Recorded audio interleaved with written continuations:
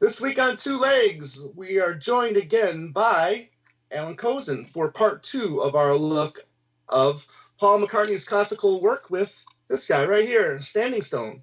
And also, Alan will be giving us an update on the McCartney Legacy, a 2-volume set that he is currently producing right now with Adrian Sinclair, covering McCartney's career from 1969 to the present day. And the first volume is from 69 to 73. And we're also looking forward to hearing about that too. Stay tuned.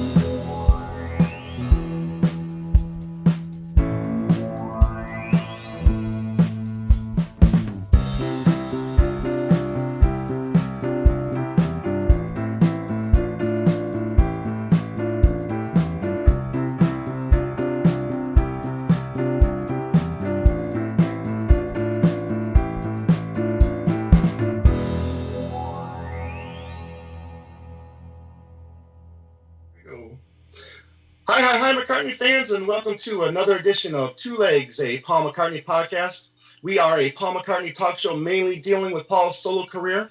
I'm one of your two co-hosts, Tom Hunyadi, and you may know me from my other show, Talk More Talk, where myself and my other three co-hosts just, talk about the solo career of the Beatles, and we have a lot of fun doing that. Joining me, as always, is my newly relocated my partner in crime, one Mr. Andy Nichols. Andy, what's going on? Hey, Tom. How you doing? Good to see you again, my friend. Yeah, good to see you, too. I hope everything has been going all right with the start of the new year for you. Yes, sir. Up and running. Okay, cool. And you may be wondering who this other gentleman with us is today, and you may have heard him a lot, but you may not have seen him unless you frequently fasten all the symposiums that have been going on a lot lately these last few years. And he's Alan Cozen. He's the author of The Beatles, Cavern to the Rooftop, and Got That Something, How the Beatles, I Want to Hold Your Hand, Changed Everything. He also spent many years working in the classical department for the New York Times, and he is one of the three co-hosts of one of my favorite podcasts, Things We Said Today. Alan, how you doing? Welcome. Hey, Tom. Hey, Andy. How you guys doing? Great. Thanks, Alan. Yeah, thanks for coming in. We're going to do part two of our look at Paul's classical music. Alan was kind enough to join us for part one with our look at the Liverpool Oratorial, and he's agreed to join us for part two, this time with Standing Stone.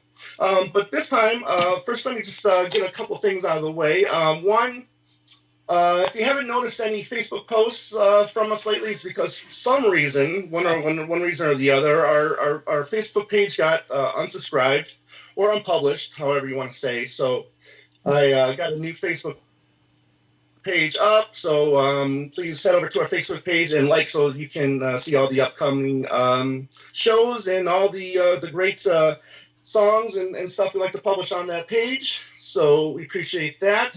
Also, Alan, big congratulations to you and your partner Adrian Sinclair on the book deal for the McCartney Legacy series. We're going to get into that a little bit after our look into Standing Stone. But first, I just wanted to ask you a question about Things We Said Today, because, like I said, it's one of my favorite podcasts out there. Oh, and you've been a great addition to the show. I've been listening to the show, I think, since 2012.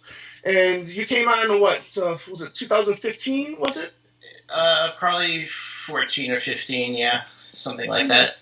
Right. And the thing I love the most about listening to you is you just make it sound so effortlessly, even if it's something so complicated, you just make it, seem so easy to talk about. And I was just curious, do you do a lot of research for that show? Do you memorize a lot of this stuff since you lived a lot of it? Or, tell Yeah, it depends on the topic.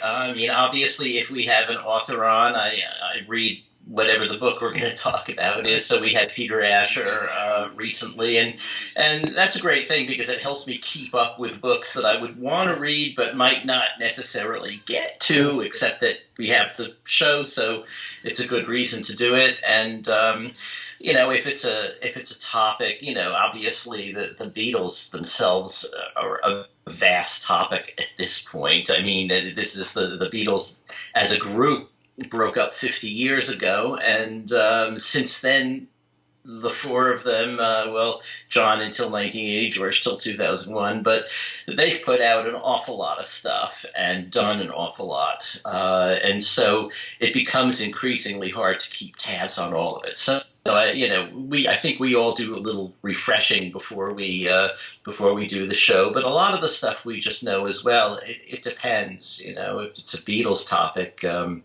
I'm usually sort of ready to go at any point. Right. For instance, like the last episode on all the compilations, I mean, you were pretty, you sounded like you just were listening to them just recently. I mean, it sounds just like you knew all the information right away, like you didn't even have to look it up, it just sounded so, fluent, Well, yeah, I mean, those were fun. I mean, those are records that we've all had for all these years. And I think, as I said on the show, I mean, my attitude towards compilations is a little different than, say, Ken's, because I'm not that concerned about the business of finding new listeners, although obviously it's an important thing. So, for me, the big attraction of them is, the odd weird mixes on this compilation or that compilation. And so normally I wouldn't have wanted to do compilations as a topic, but as Darren brought it up, and as I began thinking about the history of the compilations and how they've changed over the years and what the Beatles' attitude and Apple's attitude towards them was, it just seemed like it would be a good topic to do. So we did that one. Cool. As you know, it can be hard coming up with topics that you haven't already done. Right. Well, I mean, you guys are already well over 300 episodes, so yeah. I mean, I guess. I think I'm one. I think I'm one or two behind. The most recent one I listened to was on the best of what you liked in 2019 and what you want for 2020. That was a good show. I don't know if that was two shows ago, but that was a good one too. I enjoyed that one. Yeah, I think Peter Asher might have been in between.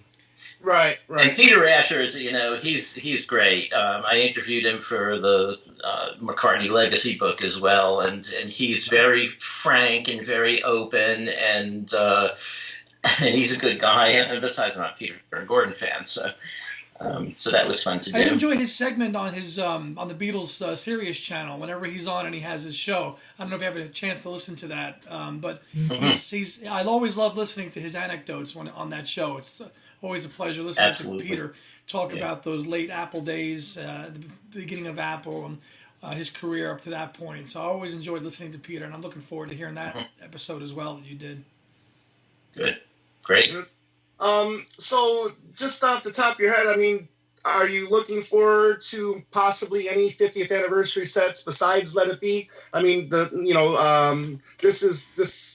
2020 is pretty much starting the 50th anniversary of the main, if you want to call it, solo careers of the Beatles. I mean, do you see a possibility of like a Bukus of Blues and Sentimental Journey 50th anniversary? Or I'm really hoping for an All Things Must Pass 50th anniversary myself.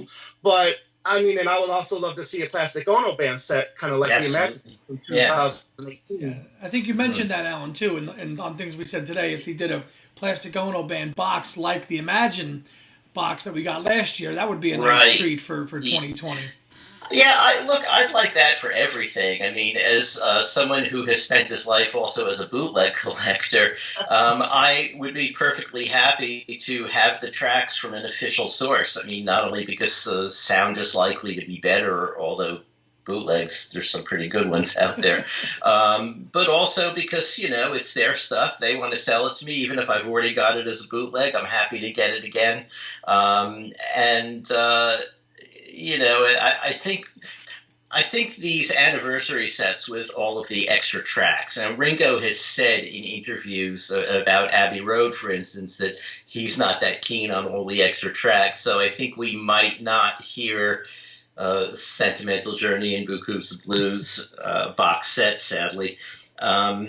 But as someone who spent his life as a music critic as well, I mean, those outtakes give you a lot of perspective on how they did what they did, and how they did what they did is, for me, the main question to get to the bottom of in the entire universe. So the more box sets, anniversary box sets, or non-anniversary box sets, the better.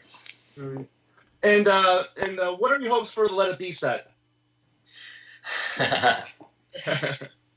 Well, I do think that they should put out the complete set of Niagara reels.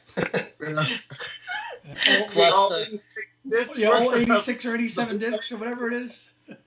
It's something like 87 discs. I think if you look at Abbey Road, which is probably about the most efficient way to get them, because I edited the A and B reels, and but the thing is, those last few days, if you look at the Let It Be sessions, I mean, and I could see why a more casual listener might not want all the Niagaras, because you start in with them, sitting around doing little jams, messing about, and then, Paul or John or whoever's song it is calling out the chords, and the other guys start playing, and, that might not be that interesting for everybody. It's pretty interesting for me.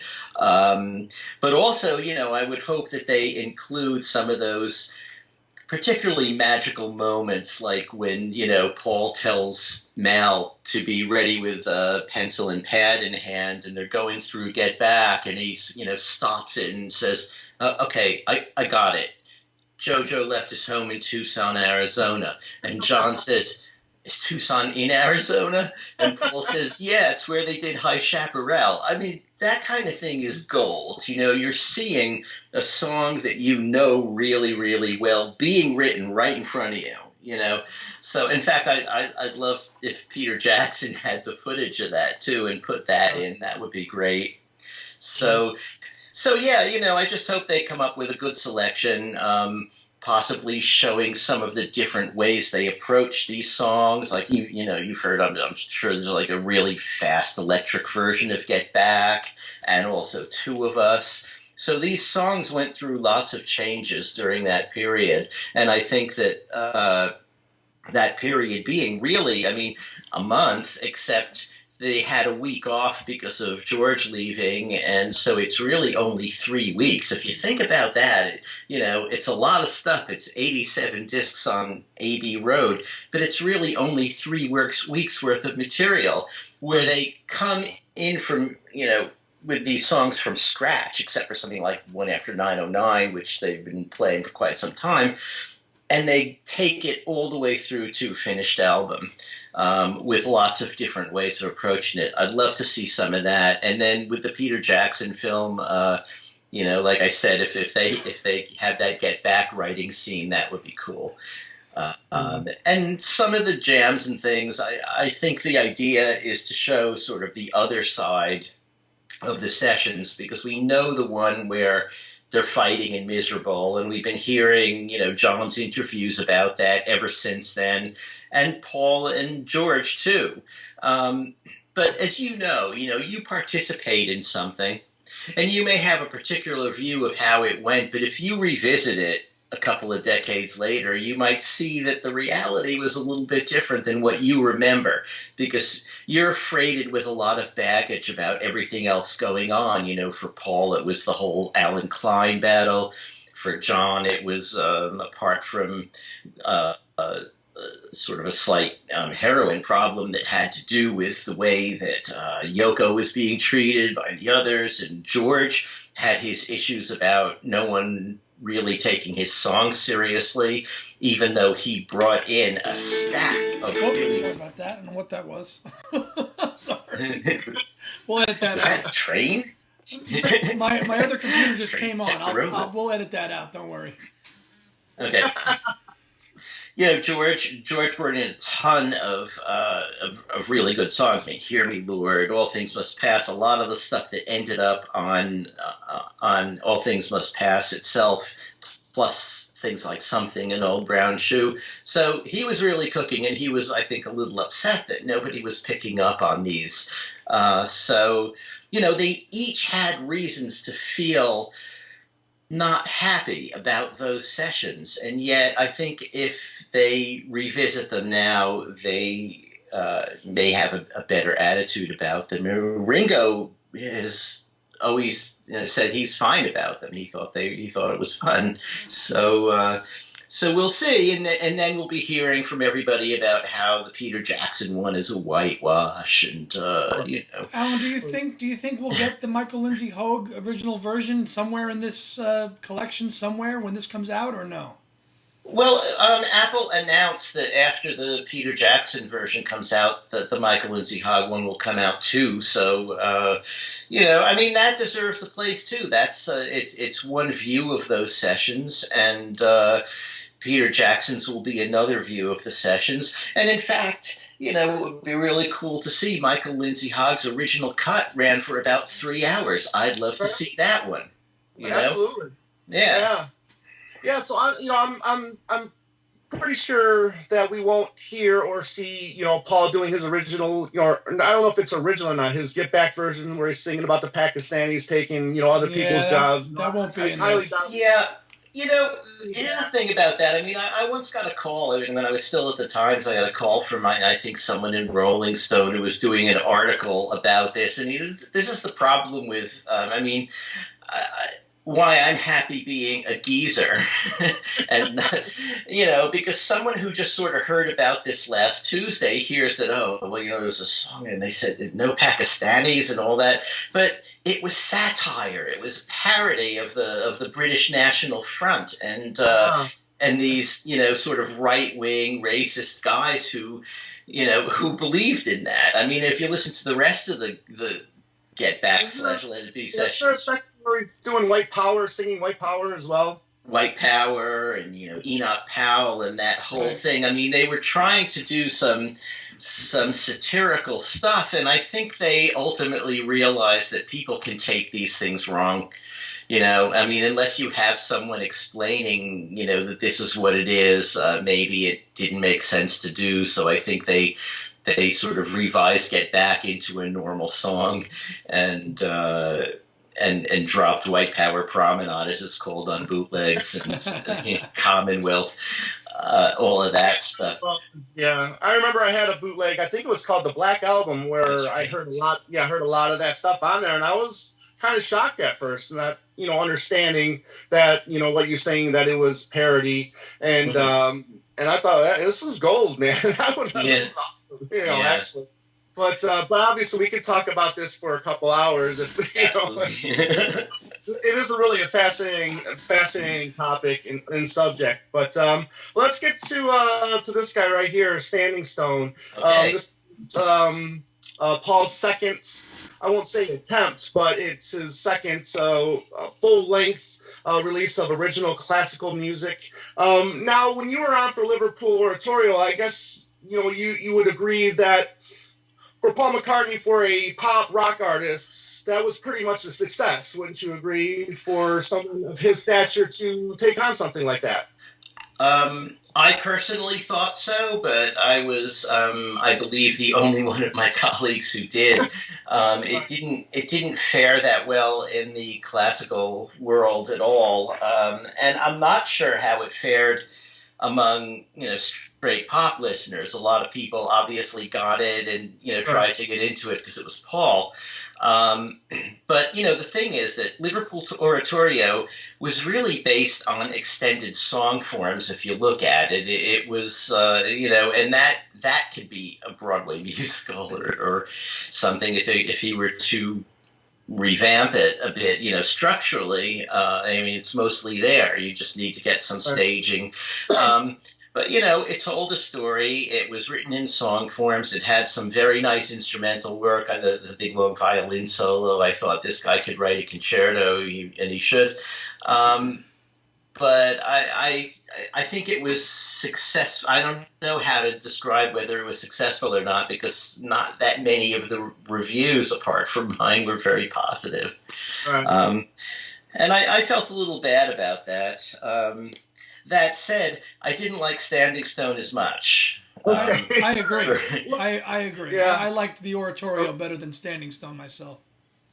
Right. But like the oratorio, this work, which I think he was commissioned in 1994, which is what he was looking for to do another piece, since he did enjoy the oratorio. One of the things I like to do when I assess McCartney's career, especially from 25 years ago or longer, is just contextualize the period from which it came and analyze what was going on. Where I was going to go. And why was it commissioned? What else was he juggling at the time? Because I don't really know a whole lot about Standing Stone. I bought it when it came out. I was young at the time. So I'm always very curious to contextualize the era from which this work came, because it kind of came from during a period when there was a lot of stuff going on. And I'm just curious on your thoughts about mid-90s. I mean, he had just finished the Off the Ground tour with that era had ended, and then he's starting this, and then doing all kinds, and then I think he had that performance of Leaf also during this time in '95. Yeah. So there was a lot going on. Yeah, he's working up for his own stuff. He's working up towards Flaming Pie, and Skeletons was right around the same time. The Ballad of Skeletons was right around the same time. We're also working on Tropical Island Hum as well. So a lot going on. There's always a lot going on with Paul. I mean, that guy doesn't rest. He's always juggling a lot, and we'll talk about the book later. But I mean, one thing we're finding is that he's always got enough ready to go for 2 or 3 albums, and every time he goes in and does sessions for an album, he sort of adds to that by multiple albums worth of stuff. There are whole inventories of things that no one has even heard. You see the titles and you think, wait, what is that? But so like you pick on any period of his work, and there's a lot going on. So to be doing a huge symphonic thing while also, completing a tour, working up towards your next actual album, and then Tropical Island Hum, and all of these things. I don't know how he juggles it. It's the Beatles anthology, which took a lot of time to do. And the anthology, exactly. Yeah, right. But why the need for why was Standing Stone now? Was he asked to do another classical? Yeah. He was commissioned. He was commissioned by EMI, and I think the reason EMI commissioned it is because of the Liverpool Oratorio. They saw that, first of all, he was serious about this and wanted to do more of it. And in addition to the Oratorio, I mean, he had a bunch of shorter pieces that were basically, you could think of them as studies. I mean. It's, okay, if I want to do this kind of piece, what kind of problems do I need to face in order to do it? And so Spiral and A Leaf and Stately Horn, a lot of these pieces were sort of to deal with those questions, and he ended up liking the pieces, and so they came out, a lot of them on Working Classical.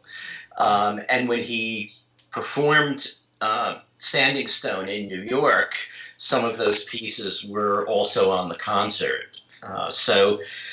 He was commissioned by EMI. I imagine that, the sales of Liverpool Oratorio were sufficient that they felt comfortable commissioning him to do this piece. No information has come out about, what the commissioning fee was or anything like that. And I don't think that even mattered to Paul. Right. I think it was, EMI was committed to recording what he wanted to record, and he wanted to do this, and they knew he was serious. I did speak to John Fraser, who produced, I think, all of his classical stuff.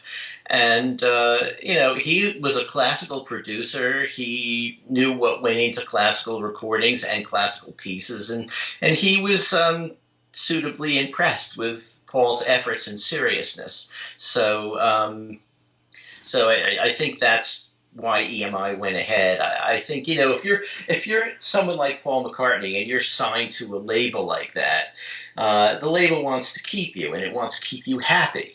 And if what he wants to do, seeing as he's going to be doing his rock albums anyway, if what he wants to do is a classical album every now and then, I think they're happy with that, because also it goes on to their classical label, which at the time was called EMI Classics. I've kind of lost track now because of Universal buying EMI and all that, what their classical label's called, because they folded it into a bunch of other subsidiaries, Warner labels or whatever. It's the latest EMI sale is so confusing and happened after I retired that I didn't really have to deal with it, although I imagine as we get up to that portion in the McCartney book, I'll have to sort it all out.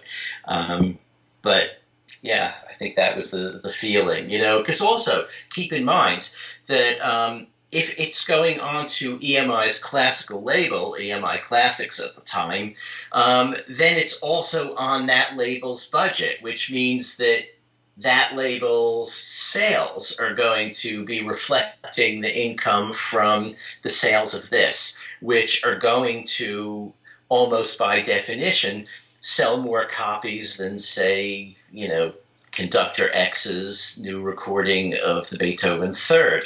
Great as the Beethoven Third is, but there are a gazillion of them on the market. When I've done stories about the classical record business, which I used to do every few years at the Times, and before that at High Fidelity and Opus and other magazines, and they'd be sort of like big, in-depth things, and they never want to talk about record sales. But I was usually able to find someone at a company who would slip me a computer printout.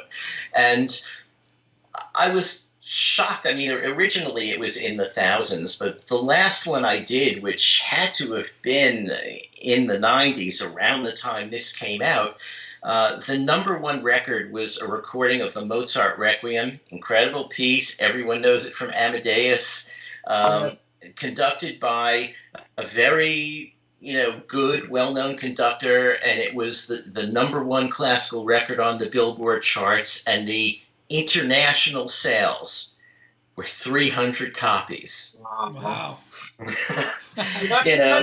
Perspective, because this was also a number one on the classical charts as well. And it probably sold way more than 300 copies. True. However, it did go to 194 on the pop charts. Not doing as well as one of your favorite albums, Mr. Cozen. That did better. Yes, great. Oh my God, it did do better. Wow. Yeah. So anyways, so this was to celebrate EMI's centenary. And he started in 94.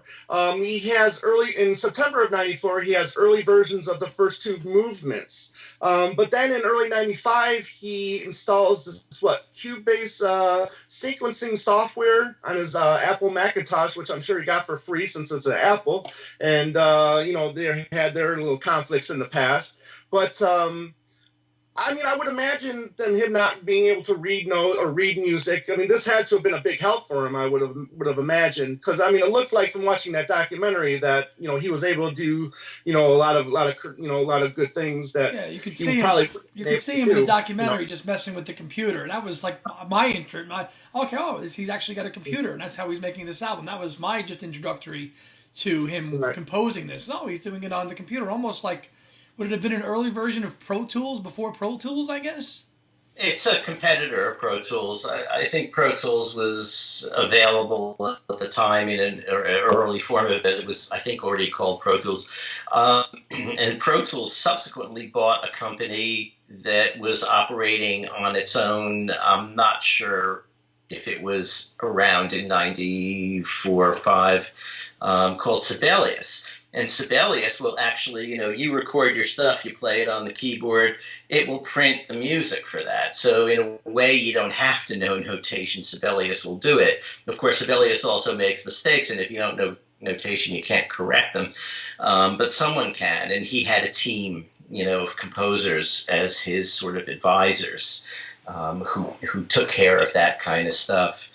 But Cubase and any of these programs, and if you had MIDI available, you set up the MIDI to sound like violins, and it's it's not going to fool anybody really. But but if you, as a composer, just want a recording that will sound a little, more or less like what you're after, that's the way to do it. I mean, I know a lot of classical composers who use all the software I just mentioned and MIDI as well. I was going to ask if it's a common practice now to use that to write, music like this. Yeah, I mean, in 1990 or so, the Metropolitan Opera did an opera called The Ghost of Versailles by a composer named John Corigliano, who lives in New York, and I went to interview him about that before it opened, so there'd never been a performance of it, but he gave me MIDI tapes of the whole thing. So it didn't sound like the orchestra was going to, you could tell it was MIDI, but, it gave a really good approximation of what that thing was going to sound like. So, it's the kind of thing that would make sense for Paul to use. And, and we know that he has it now, certainly. I don't know what the situation was then, but,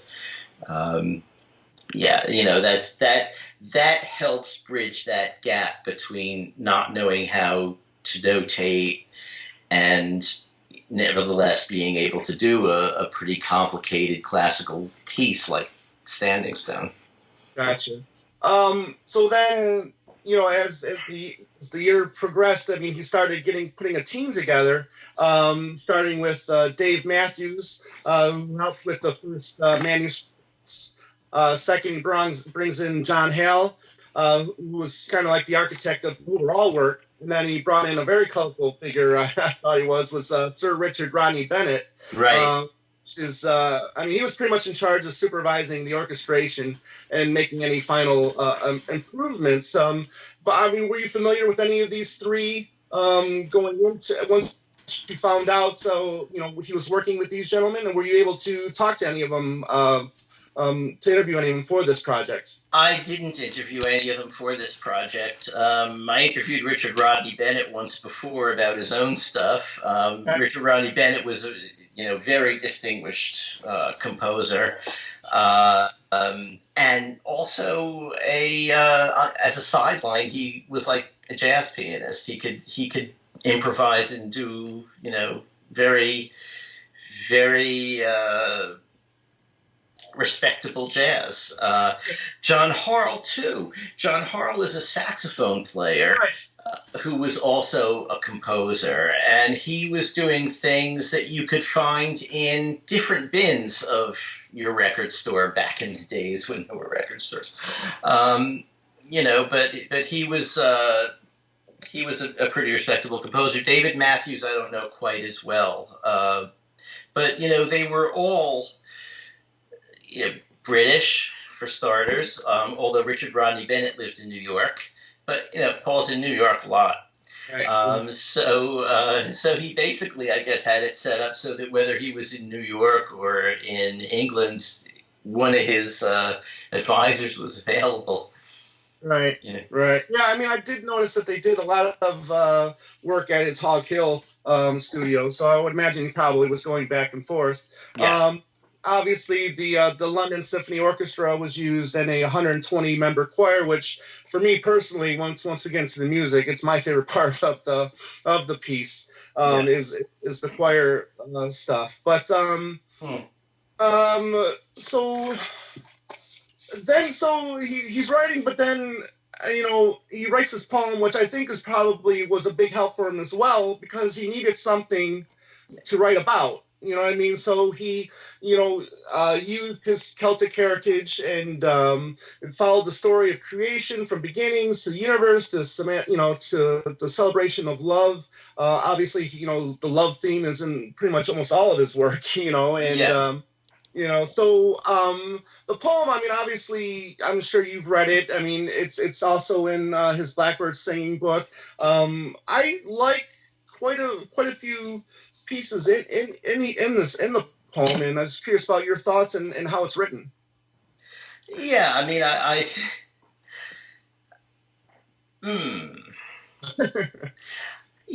think it tells the story in a poetic way with lots of, wordplay, but not the kind of wordplay that's meant to be funny. But, the way you can see with him, he sometimes is almost free associating. One word will bring another word to mind. And you kind of wonder in that, what does it mean actually when you bring these words together? But that happens with all kinds of poetry, really.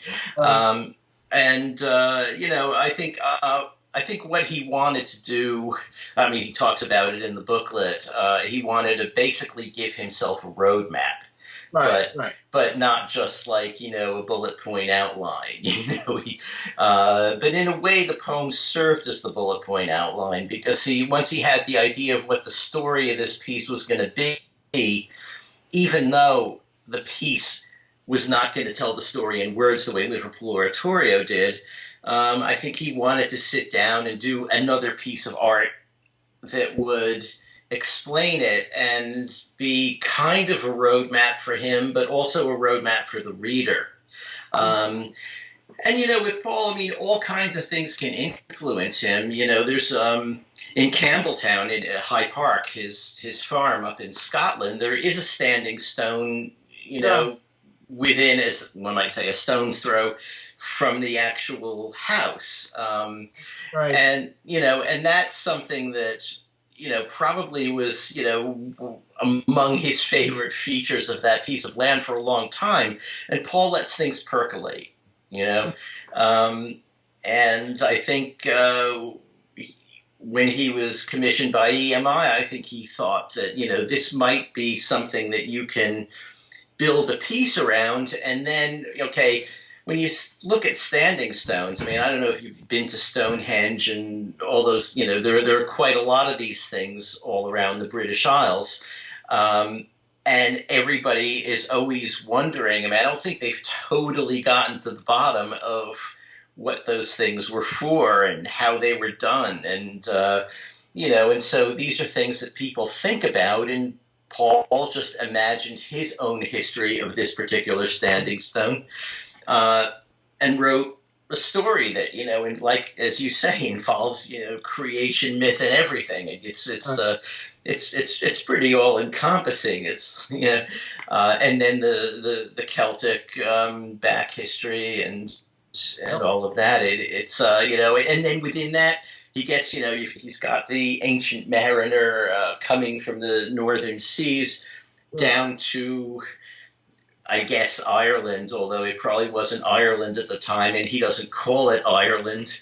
But he comes to port, he erects the standing stone, and then we get into a sort of micro, situation where, we're talking about what his life in that town was, and he helps them go to war against, neighboring enemies, and ultimately, marries one of the townswomen. So, again, for that love aspect that, as you say, is so often in his things.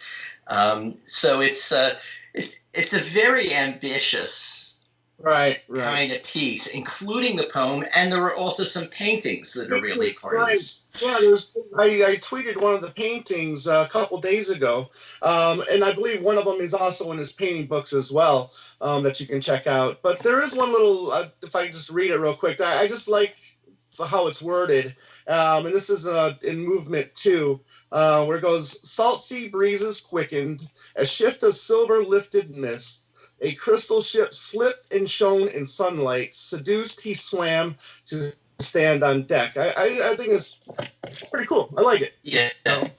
Yeah, there are a lot of sections like that are actually pretty good. When you first get this, you think of, I don't know how old you guys are, but I mean, I think immediately of the Doors song, The Crystal Ship. But obviously he wasn't going to be put off by the fact that there was a very popular, well-known musical Crystal Ship because I think he liked the image, and if you think about it, when you read the poem and you push the doors out of your mind and you just think of this image of the crystal ship that the guy swimming towards and, gets up on the deck of it, it has a kind of, magical, otherworldly, fairy tale-ish, mythical kind of quality. And I think that mythical quality is something he was going for a lot in the poem and I guess in the piece too. Segment two, I guess segment 2 of movement 2 is called Crystal Ship. So it's pretty, so it's pretty cool. But so let's just get into it's 75 minutes long, so obviously that was a big help. He talked about how the paintings were a big help too, because it created an image for him that also helped him, to write what he wanted to, get out into this. So, so it's the music itself. It was, so you would say it's 4 parts broken down into 19 pieces. Would that how you would describe it? Yeah, I'd say it's 4 movements. Excuse me. And the movements are each broken into a number of sort of scenes within the movement. Actually, though, when I was listening to it this afternoon, I was thinking, why is this 4 movements? I mean, it's continuous. But then again, there are symphonies with 4 movements that are continuous. Some of them break, stop, start the new movement, stop.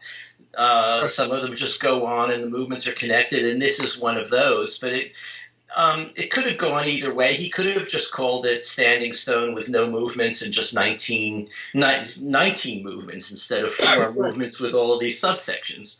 It is kind of episodic. If you look at the movement, the subsection timings, it's almost as if they're sort of pop song length, and yet they don't have a pop song quality. I mean, they're structurally they don't work the way pop songs do. They work the way classical pieces do more. So it's really kind of interesting. I mean, I'd love at this point to talk to him about what he had in mind and what he was doing. John Harrell, I mean, I think during the documentary, John Harrell kind of described it as unconventional style of doing something like this, and I was wondering if you would agree. I mean, I would imagine you would agree with that, because obviously he's not a traditional composer or writer of classical music. Right. Yeah, but I don't think there's any single way that classical composers work, especially nowadays. I mean, now classical composers are all over the map, and including using electric guitars and drums and electric bass. So, some of them sit down and write at the piano and, write it down. Some of them just sit at a desk away from instruments and write it. Alan, do you think this was maybe more of a formal attempt by him to make a more formal, traditional classical album? Because as you had mentioned to your earlier point, Standing Liverpool Oratorio had much more popular music qualities to it in terms of the song, the song structure, and Standing Stone maybe was more of an attempt to him to make a proper classical album. Do you think that was maybe the case with this one?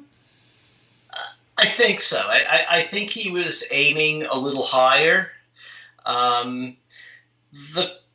problem is that really, if you're starting to do this, things like Spiral and A Leaf and the other short pieces kind of make a lot more sense, because there's an awful lot to deal with in 75 minutes. And in a way, it could have been almost overreaching. I mean, I have to say, I liked it a lot more hearing it now than I did when it came out. And someone did an interview with me when it came out, and I was making this point about how composers often start with shorter pieces and make their way to the 75-minute or hour, whatever, larger pieces. And the interviewer said, well, but what if what he wanted to do was 75 minutes?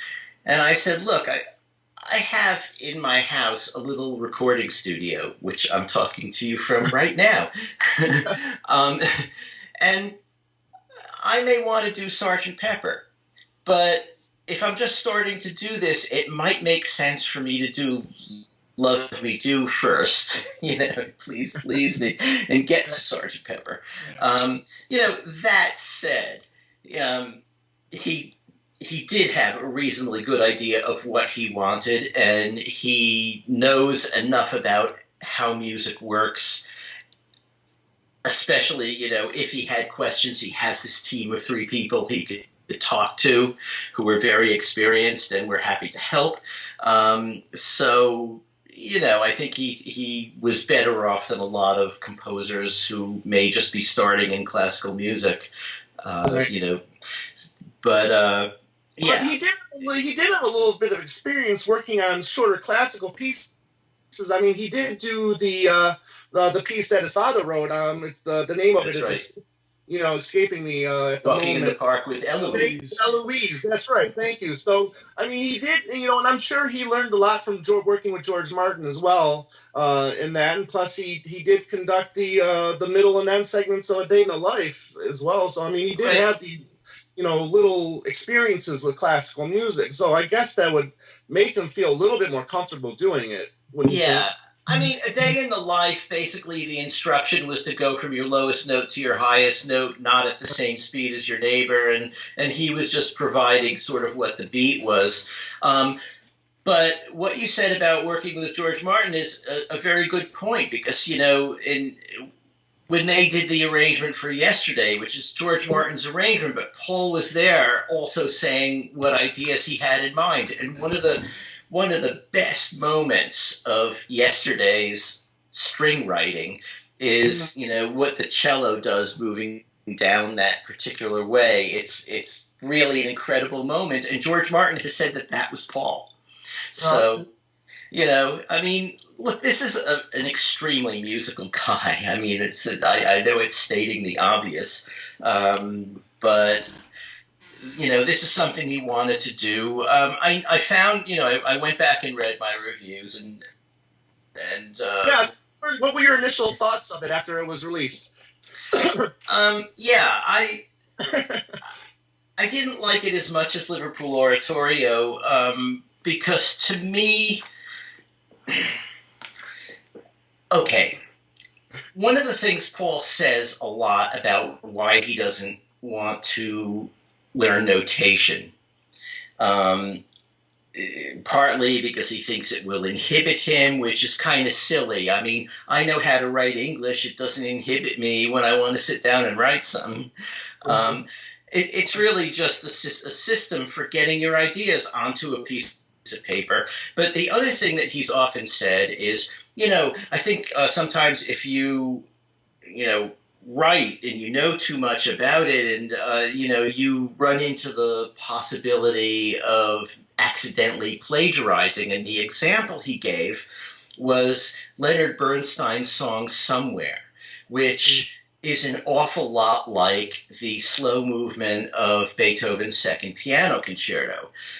But that wasn't an accidental case of plagiarism. It was an homage. I mean, Leonard Bernstein knows what the second movement of Beethoven's Second Piano Concerto sounds like. He lifted that. It's at a copyright. And, his song isn't just that. I mean, it's, but if you know the Beethoven, you hear Somewhere, beautiful song, and you think, oh, yeah, it's a little like the Beethoven. And I think Paul was afraid of that. Now, having said all that, the fact is that Paul does know an awful lot of classical music. I mean, I knew an usher at Carnegie Hall who, a lot of the time I'd be there and he'd say, hey, Paul was here the other day. He just comes in, slips in the back, listens. He goes to lots of classical music. When he was, I think, on Desert Island Discs, he picked a Julian Green recording of a Benjamin Britten piece. So, and not to mention that, in 66, after the tour, George went to India, John went to film How I Won the War. Paul spent a lot of time going to avant-garde classical music concerts and listening to Luciano Berio and Stockhausen and all kinds of other people. So he knows the stuff. And the problem is that because he knows the stuff, but doesn't necessarily live it, 24 hours a day. He seemed to me, at least in this piece, to sort of adopt an approach where, okay, if I want a battle kind of scene or war or whatever, Shostakovich has a lot of that kind of stuff. And so suddenly the music sounds a bit like Shostakovich. He uses moves that Shostakovich uses. Same with, when this old sailor is up in the Northern Sea, we hear a lot of music that sounds a little like Sibelius. It's not actual lifts from Sibelius, but it's like, okay, Sibelius was great at capturing that Northern sound. What did he do? This is what I'm doing. For watery imagery, the French Impressionists were spectacular at that. And Paul knows all this stuff. And the problem for me was that parts of it sounded a little bit, at least originally, not so much when I heard it again today, like I said. It seemed a little paint by number-ish in a way. It's like, okay, here we need the sort of sailing on the ocean, so we've got the Debussy Ravel kind of textures. Here we're in the north, it's the Sibelius. We got war, it's Shostakovich. And, and there's another small point I can make about why he might have thought of things that way.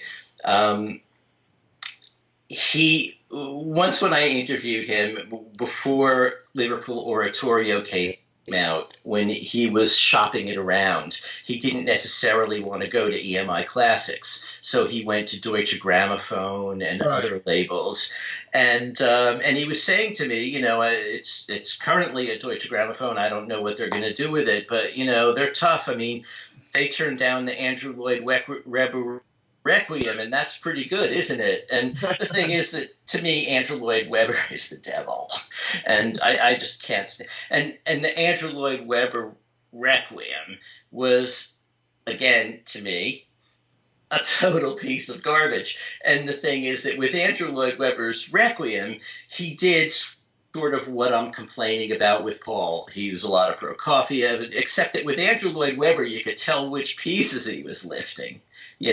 With Paul, it's just he's taking the style. And, that's okay. But at the end of my review of the record, I think it was, I said, it's great that he's doing this, but maybe he wants to keep his, student experiments. And I didn't mean student condescendingly. It's just that he was learning this, right? And he's seriously learning it.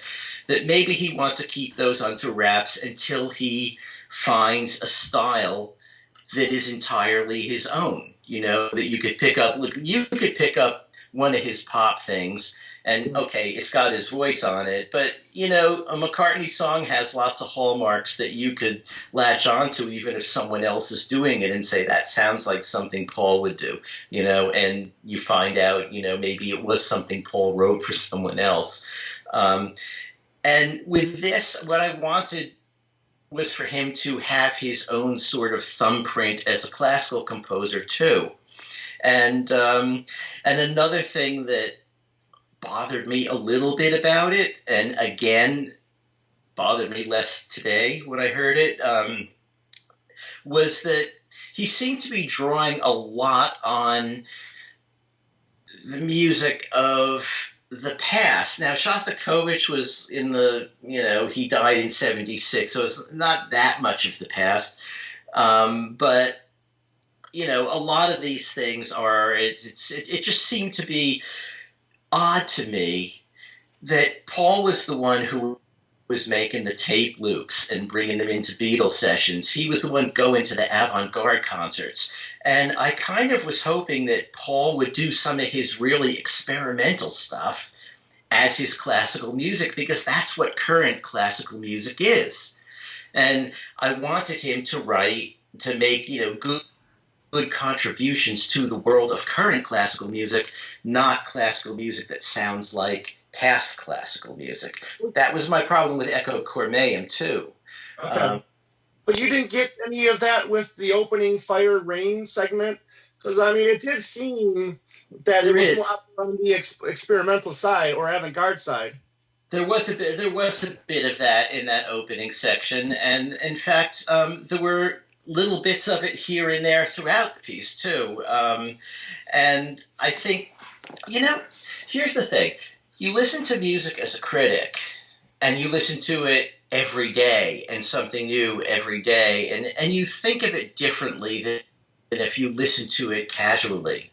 And today, it was sort of in between those two. I mean, I knew I had to come on and talk about it, so I needed to sort of refresh my ideas about what I felt about this piece. And yet, I wasn't going to be writing a review. I wasn't going to have to be coming up with, an opinion in, a little place like the New York Times that people might see. And, the weight of writing for the Times is, sometimes. But well, you brought up something interesting. It's just like can the Alan Kozin fan enjoy it, but the Alan Kozin reviewer has to separating critic from fandom. Yeah, that's a really good point. The Alan Kozin fan of Paul's work, is very open to what he wants to do and can enjoy various things casually. I mean, look, there are things I don't like. I mean, I'm not crazy about Où le Soleil, but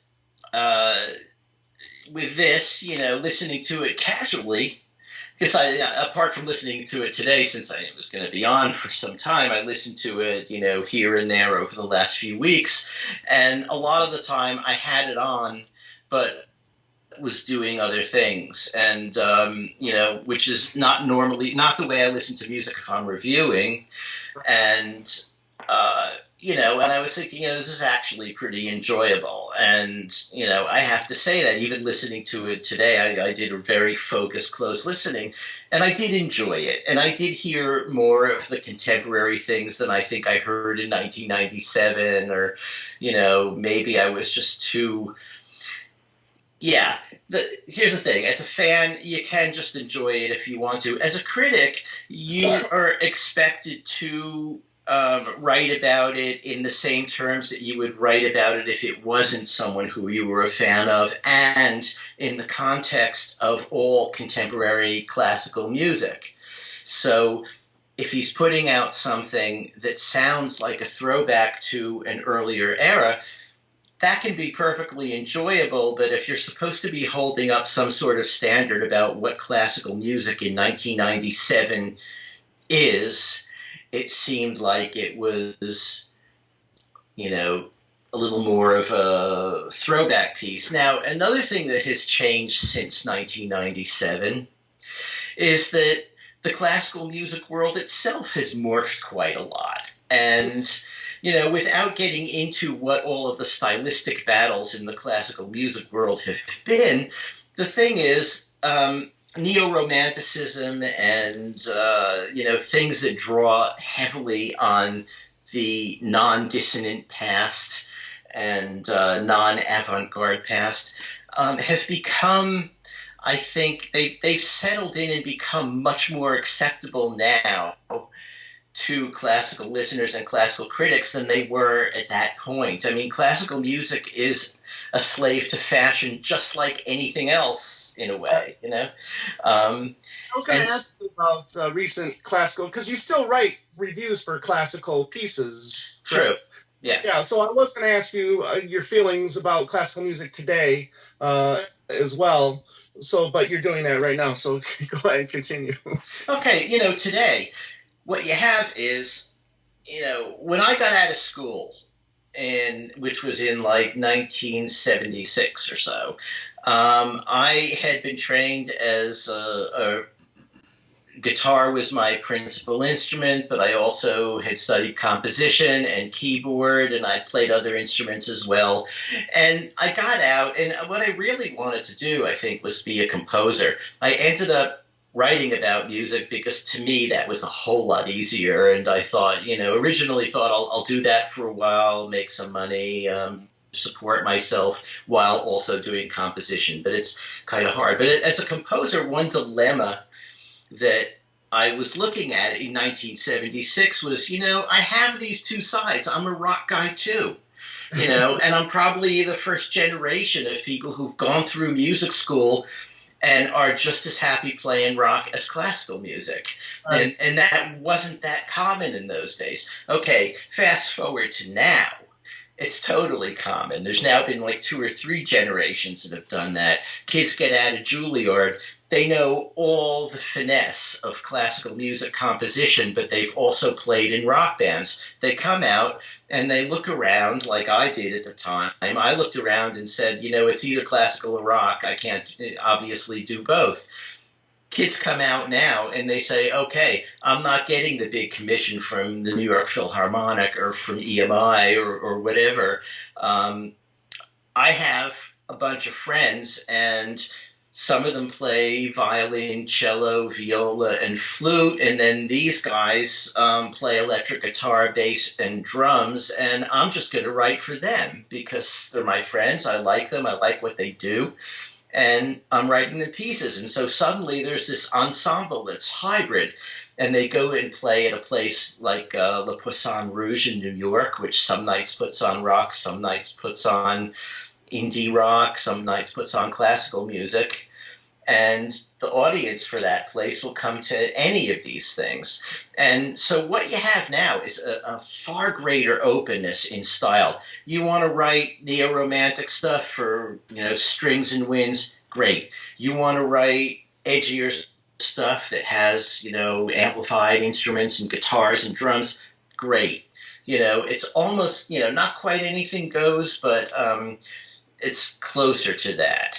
And also, when I got out, there was out of school, there was a great value placed on the sort of more dissonant side of classical music. There was a technique called 12-tone, where you take the 12 notes of the scale, you make yourself a series, and you break it up various ways, but it's based on that. The idea was to not be a slave to tonality. So things weren't necessarily in the key of C or D or whatever. It was just completely chromatic. Very high value placed on that in those days. But also then minimalism came out, playing very consonant music in a key and very repetitive. And there was a big sort of war between those two camps. People in either side of it thought that what the other was doing was not even music, But now, again, those same kids getting out of Juilliard, they've studied both sides of those. They have no, dog in that fight. They're perfectly happy doing both. And so their pieces have both. And, at the time, I think I was a little more committed to greater dissonance than Paul was putting in these things. Although, as you say, in the very beginning, there is a bunch of that. And here and there throughout the piece when needed. But, it's changed a lot. And I think that this piece has survived better than I thought it would. Cool. Do you think he utilized the choir properly? I think the choir's great. Yeah. It really left me wanting more when I listened to it earlier today as well. This was like my third or fourth time listening to it, and I really dig that choir, and it's just not there as much as I would have liked to have heard it. Agree. But that's a good thing. Yeah. It's like leave them wanting more. I think he uses the choir very well, and I think that even the use of the choir is more interesting than I didn't say anything negative about it at the time in 1997, but I think it hadn't really hit me as much as it did today how important that choir is, and how he's basically using the choir as another instrumental section of the orchestra, except at the end, because they're not singing the text, they're just singing, syllables, but it's beautiful and it's fantastic, and it plays into this kind of mythical thing that he's got going in this piece. So yeah, I agree with you. I think the choir is really important to this, and it's and they also they got a pretty good choir here. So Yeah, because I was a little worried because, when we were doing the Liverpool oratorio and as we were winding down with that conversation, you had just come out and said, now, I'm not a big fan of the Standing Stone. But it's cool that you did go back and listen to it, and now you're appreciating it more than you did back then. So I guess we can, end this part as a positive. I guess I have to go back and listen to Echo Cormeum now too, because I had the same issues with that. Right. So I didn't know, because obviously I would love to have you back to talk about working classical or the other one you just mentioned too that I always have a hard time pronouncing. But obviously further on down the line we'd love to have you back to talk about those pieces as well. So I just had a quick question for Alan, real quick, just as we kind of sum up this part of it. Yeah, Tom had mentioned, and you guys had mentioned, obviously his role in working with George Martin and kind of learning his chops with classical music back in the 60s. Interesting enough, though, on all these albums, Liverpool Oratorio and Standing Stone, George Martin, to my knowledge, really was not involved in the process. And I was curious, for somebody who learned the ropes with classical music, it's very curious that he distanced himself from George Martin for these works and didn't maybe call upon him to listen to it or review it or give his input on them. I was always fascinated by that. Well, we don't know that he didn't. He might have. Right. But nothing George officially. Didn't produce it. Right. Nothing officially. It could be that, because John Fraser was EMI classical producer, that the label itself wanted him to do it. And, he probably met with Paul and they got on. And, Paul has used lots of producers for his pop things too. And it's also possible, well, I don't know, I shouldn't speculate because George Martin did some classical things well after this. So I don't really know the answer to that. It is an interesting question. I wouldn't be surprised if, at some point they had dinner and Paul said, so listen to some of this, what do you think? Yeah, yeah, because George Martin, classically trained, you would think he would be very keen to listen to some of this work that he was writing at the time. Of course, by the time he did both of these pieces, George Martin's hearing was, starting to go, not in great shape, and he, for that reason, himself wanted to wind down to a great degree. Sure. So there's that, but also George Martin. I don't know if you're ever going to look at The Family Way as part of Paul's classical, actually George Martin did a huge amount of weightlifting in that piece because Paul was commissioned to write the film score. At the time, he talked in interviews about possibly doing it with John, which could have been interesting, but John was off filming, and Paul just sort of sat down and came up with some ideas for this, but really he wrote what amounted to 15 seconds worth of music. Wow. And the rest, George Martin spun out from that 15 seconds. Would that be like the main music. theme of Love in the Open Air? I guess that it? Or was that the basis of that piece, I guess? Yeah, basically. Yeah. And the rest is variations on that, in different ways and different ways of doing it, different instrumentation. And it gives the impression of being a full score, but there's not an awful lot of substance. Paul sort of, he must have lost interest or something, because only coming up with 15 seconds doesn't sound like him. So this is a good segue to now talk about the McCartney Legacy that you and Adrian St. Clair are now working on, and you guys are starting with this project, right? The Family Way project. Cool. Well, I'm not sure what we're doing with the Family Way. If it were totally up to me, and when you're in a partnership, you toss things back and forth, and I understand Adrian's point of view too. If it were totally up to me, I'd start the book with the Family Way because it's the first thing that he did that was solo, and this is a book about his life as a solo artist. Because you get Paul McCartney books and they're this thick, and everything up to here is about the Beatles and his 50 years of work.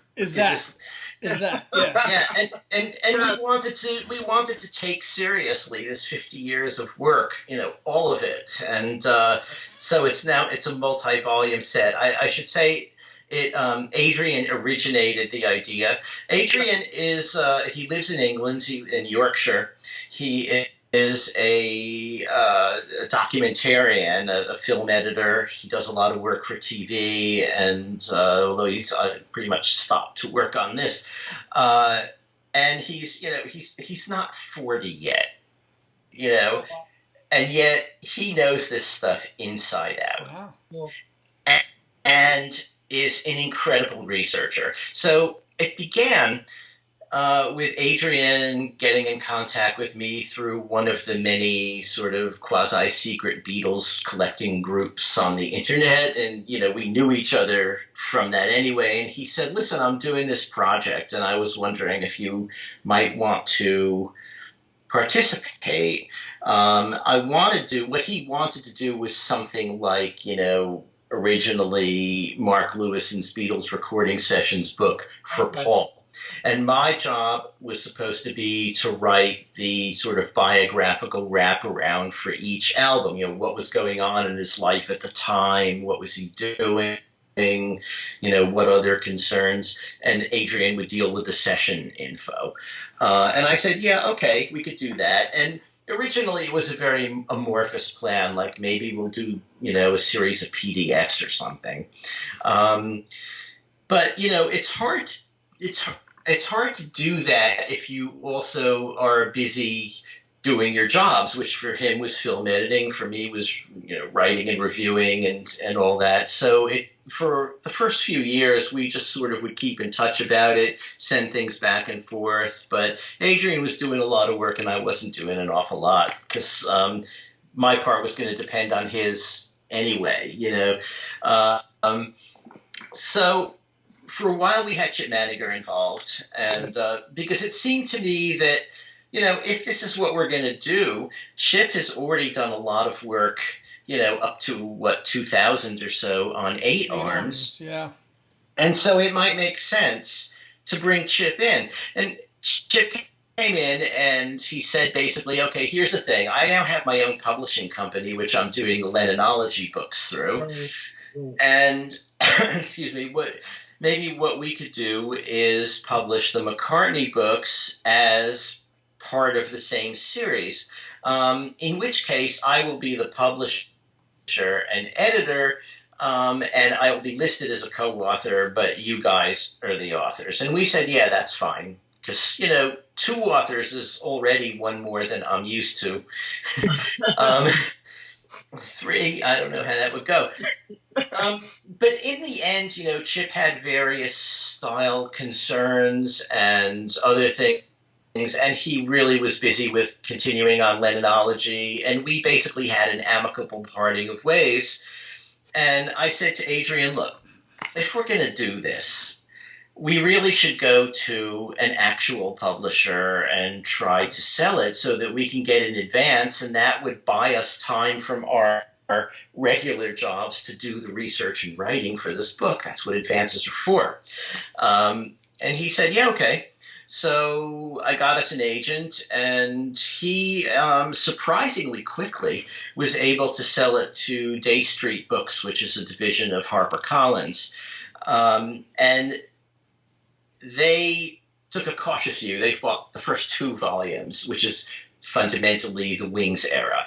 The first volume goes up to 73 and Band on the Run, and the breakup of the first Wings, and the second one will go to 79 or 80. Okay. So basically the way we're doing it is like we're both doing some research and we're both doing interviews. Adrian is doing an awful lot of the library research and that kind of thing. I mean, there are tons of articles about Paul out there that have not been seen since they were first printed and have lots of interesting info. Plus we're interviewing people and, asking them about some of these things we're reading. Adrian will write up a chapter or part of a chapter, or for one album, he'll do a thing about each piece and what went on at the sessions and the dates and engineers, all that stuff, and draw on quotes from some of the interviews. And he'll send it to me, and I will often, sort of rewrite that so that stylistically we have a similar, the book all looks like it's written by a single person. And plus I'm writing stuff of my own, and I'm adding stuff to what Adrian sent, and then Adrian's adding stuff to what Adrian sent. We have WhatsApp open on the screen all the time, and every now and then a note will come on from Adrian saying, "I just found this. Oh, well, okay, that was in chapter 2, and I think we should add it. So I'll go back to chapter 2 and put that thing back in." So that's how it's working. Gotcha. So so you've probably been working on this 2-3 years now? More than that. It's like 5 or 6, really. Wow.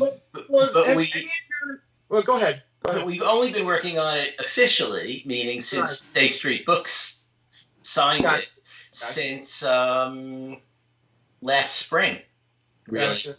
It might have even been as late as July. Yeah, I think they had the official press release. I think it was July, when you announced it. Yeah, that sounds right. So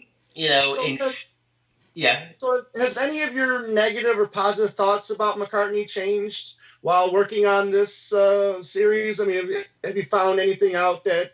Last time you were here, you talked about the Let It Be or the Live and Let Die situation with George Martin taking the song to the movie producers. But has there been anything that you've been surprised to learn since then? Well, we found a lot of dates that, I can't really specifically go into them, but we found a lot of dates that are given in a lot of McCartney timelines and other books, and even in some of the deluxe editions that are just wrong. We found paperwork that shows when they actually were. And so we'll be able to provide a more accurate timeline for everything. A lot of things, some of these deluxe editions, much as we love them, sort of like wreck some of our surprises. For instance, I think it wasn't apparent to a lot of people how much of Red Rose Speedway was recorded during the Ram sessions until that box set came out and made that absolutely clear. And we had already gotten to the bottom of that, and so that was something that we in a way, we're sorry to see come out publicly before the book came out, but you know what? We're happy to have it. So, quick researching question, Alan. As a researcher myself, who spent a lot of time in England, also at the British Library, I'm curious, are you using mostly British periodicals and like the old British weeklies like Melody Maker for your sources? Are you using American research primary resources? We're using everything that we can find. Keep in mind as well, Adrian is, I think, on his library mining trips, focusing largely on the British publications. I have boxes and boxes full of American publications that I collected over all these years. So, that's sort of handy as well. Yeah. There's like a 1 or 2 volumes of this. I don't know if you've seen this before. Sure. Yeah, but this has all the McCartney clippings, I think, from the British. It has great stuff, but the problem with that book is that a lot of the times the sources aren't given. Right. Sometimes you can tell from the typographical style. Right, we need to know the source. Where's the source from? Yeah. Right. Sometimes it's there. I wondered, did he take New Musical Express off because he didn't want to flag the copyright violation of reprinting it, but then sometimes it's in there. Yeah. So it's inconsistent. It's like someone had a scrapbook and reproduced it, and when they kept the scrapbook, they didn't necessarily care what the sources were. Where it came from, yeah. but now it's a book. What has to happen sometimes when I page through that book and find something is then I will then have to go through our files and try and find the real article, because if we cite something in an article or take a quote from a published interview, obviously we have to footnote it, and we need all of that info for the footnote. Sure. So.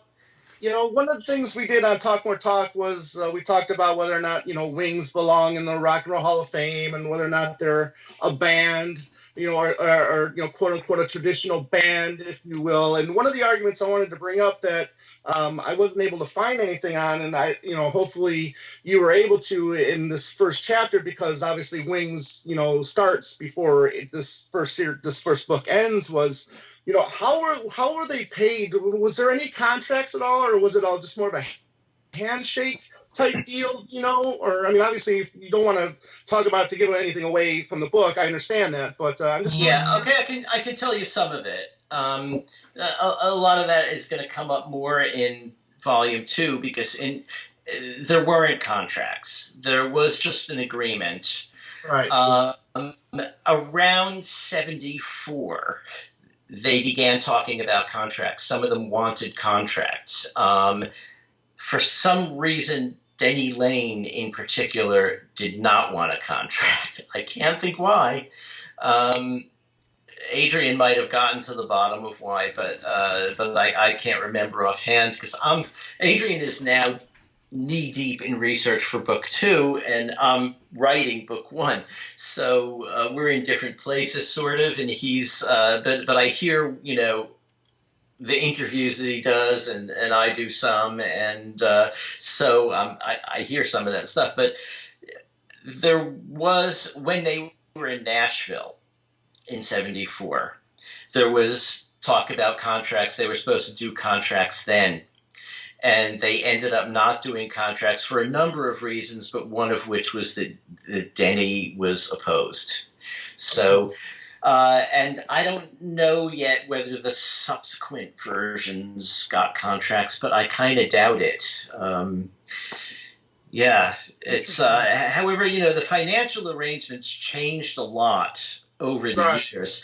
You have, and we've been running into people who are polar opposites from, Paul, could have paid us better and all that stuff, to Paul was extremely generous, and he paid, when the, Japan tour was canceled, all the musicians got paid, all of that stuff. So, there are different people have different views of how they felt about what happened. But, most of the people that, I did a bunch of the interviews for that 74 period as well, and we talked to them, and they volunteered that he paid them. We asked some of them, and some of them just came up with it themselves, that everything was paid, and even if they didn't end up playing those gigs, they weren't out money. He was very fair about that.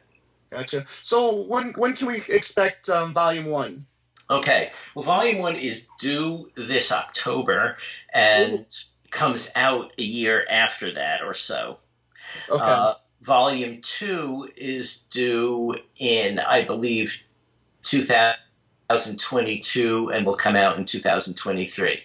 So volume 1, 2022, and then volume 2. Volume 1 will be out in stores in 2021. Oh, okay. So October of 2021. Right. So okay, close to 22. Gotcha. So, are you going to give us time for a pre-order, are you thinking? Or are you just going to say, here it is, and buy away? What are you thinking on the release? Well, this is the thing about having an actual publisher. It's kind of up to them. Gotcha. I imagine, like anything else, it'll be available for pre-order on Amazon or, however else people buy books, and just. Yeah, because I'm a big fan of those A's for Apple series. I'm not sure if you're aware of. Got a notice the other day. Yeah, so I've already ordered it. So I love the cover too. The Klein title too is pretty cool. So I think those guys are doing pretty good work over there, and looking forward to that. But is there anything else you can tell us about the book, or if not, what do you got going on? What else do you got going on that you can plug, or any anything else? Actually, the book is sort of almost full time now for me. I mean, I still am doing a few concerts, covering, but I'm really trying to cut back on as much as I can to focus on the book because it's a huge amount of information. And I'm pretty fast, but October is only 9 months or so from now. So, and we still have a lot to cover. I'm actually still in the McCartney album, believe it or not. I mean, we've done some of the later stuff too. We did, as you know, Live and Let Die, and and various other things later on, which I'll sync up with. But for instance, I've done all the home sessions. Now I'm doing the Morgan and EMI sessions, and that will wrap that up. I mean, apart from all the nonsense that went on about when he could put the album out, because the whole the first couple of chapters. While on one hand we wanted to avoid writing another Beatle book, the fact is that the McCartney album and his whole solo career comes out of the wreckage of the Beatles, so we had to explain the wreckage of the Beatles.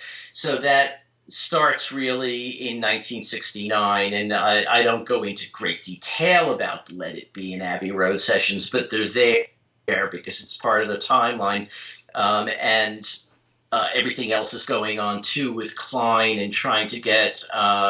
They wanted to get control of NEMS, and they wanted to get control of Northern Songs, and and Northern Songs especially, remains to this day an issue for Paul. So these things have to be gone into, and so the first couple of chapters kind of do that. Chapter 3 finally gets into the home sessions. Yeah. Just in 1 second. If you can just answer yes or no, you don't have to get into great detail, but do we know, or did you guys find out exactly when he wanted to, make it public that, that article that came in on, April 10th that he's leaving the Beatles? Do you know how the timeline when he wanted to do that? I mean, was it like that day or the day before? I mean, do we know exactly when he wanted to do that?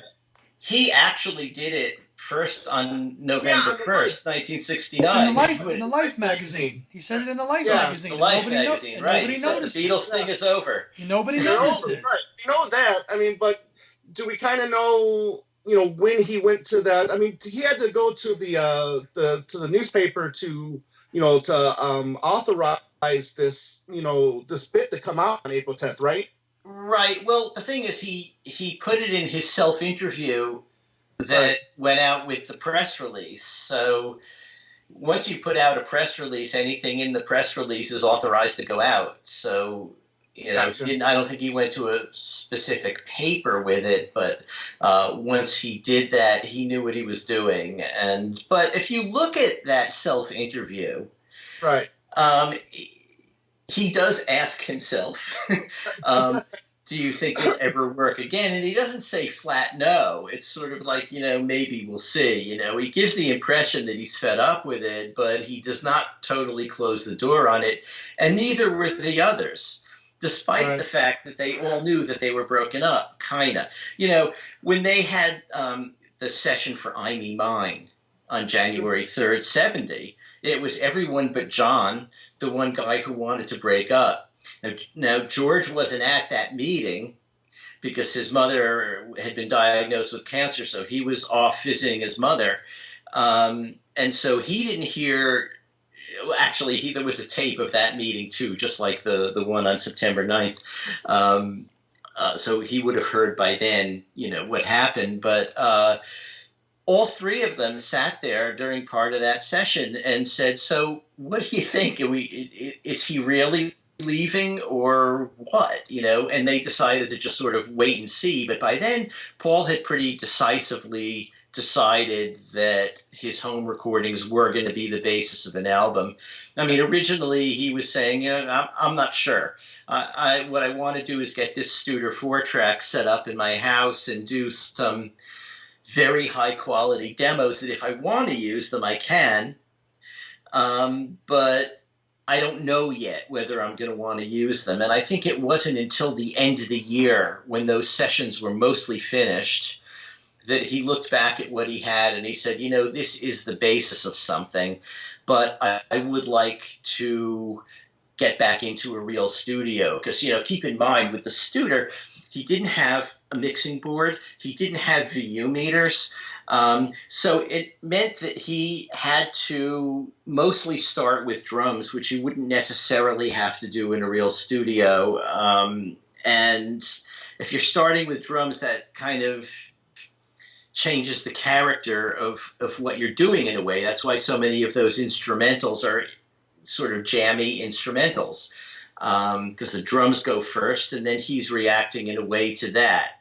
Although he does seem to know more or less what he wanted to do, or he did seem to know more or less what he wanted to do on those tracks. But then he decided, by the end of December, before he went to Liverpool for New Year's with his family, he decided that, I want to go into the studio with these tapes, add some things, record some new things, make this into a real album. And so he had Linda book studio time at Morgan. I think principally at Morgan, because he could just probably walk into EMI and get the time he needed. But Morgan was a different, it was an independent studio, and he didn't have quite that relationship with it, although he'd used it before. So Jethro Tull was recording the Benefit album at the time. And so their main studio was booked until February. So it took a while, but he booked the sessions under the name Billy Martin, because he wanted to keep it secret. And yet it leaked out anyway. A number of publications in their February 21st issue, and I think one in February 14th, 70 issue, said Paul is working on some new songs for a new album. Cool. So that's really interesting. I can speak for Andy that we're really looking forward to this book, and I wouldn't be doing my podcasting duties if I didn't mention that. I would absolutely love to have you and Adrian on when this book comes out, and hopefully we can work that out, because it's just we need something like this. I mean, I think Andy, you've said many times that since 2010 we've really finally starting to get a lot of books out about McCartney, and I think this is going to definitely be the cherry on top of this is going to be this will really be something that I personally have been looking forward to for the better part of my life. So I'm really looking forward to this kind of research dedicated to this career, because as you pointed out, Alan, you look at just 90% of all the books on McCartney, like this much is on the Beatles, and there's this much dedicated for 50 years or 40 years of his own career.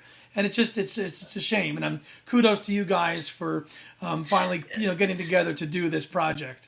I mean, even many years from now is mostly the Beatles. Yes. So, and that's as close as he's come to an autobiography. Yeah. You know what I did tonight?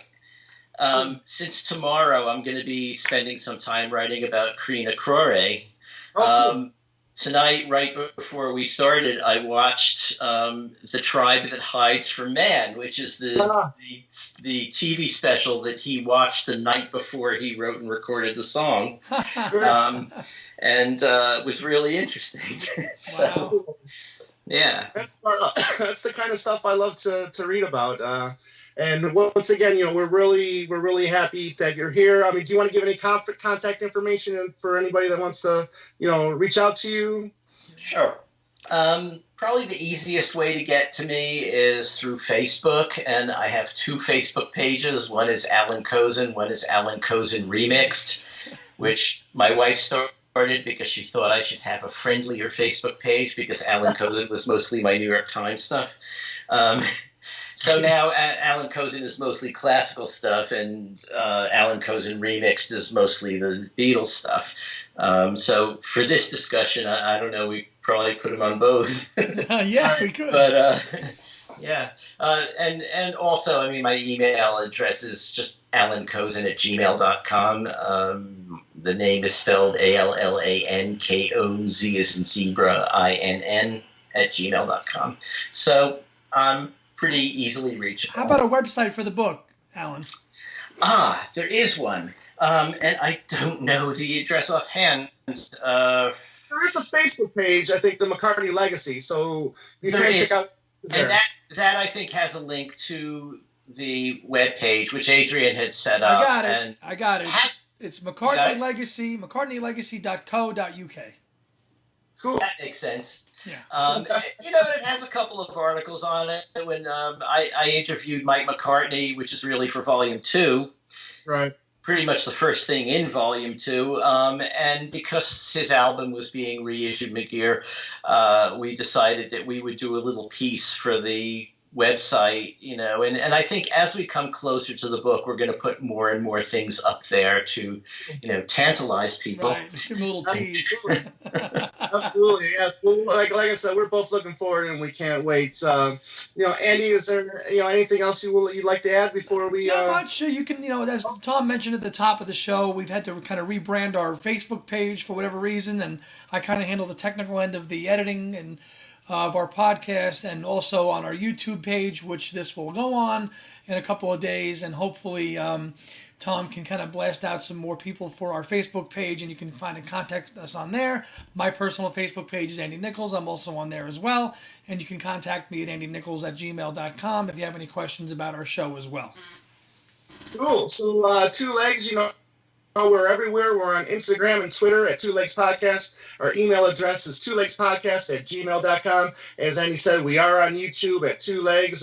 Please check that out and subscribe to that, and you can see, Alan Kozin's wonderful face, which like I said earlier, unless you're at the Fat Store Symposium, you usually don't see. What else? Like I said, we had to redo our Facebook page, so please take the time to go over there and like that page. And once again, we really appreciate everybody taking the time to listen to our show. We have a lot of fun doing it. I have a lot of fun, bringing in guests such as Alan on to talk about, Paul's, now 50-year solo career, which is just amazing. The more and more you look at it, and again, as always, everybody have a great day and a beautiful night. So long. Okay, thanks, guys.